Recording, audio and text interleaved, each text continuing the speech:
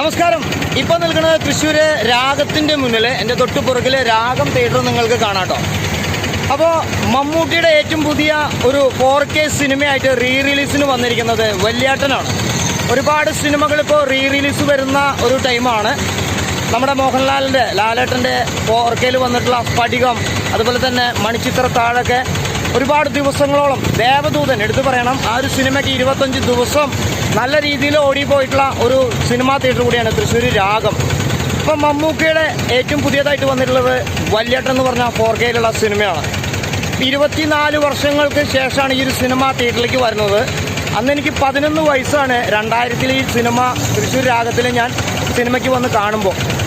അപ്പോൾ അന്ന് സിനിമ കാണാൻ പറ്റാത്തവർക്കും അന്ന് മിസ് ചെയ്തവർക്കും ഇപ്പോൾ 70mm വന്ന് കാണാനുള്ള ഒരു അവസരം കൂടിയാണ് വല്യേട്ടൻ.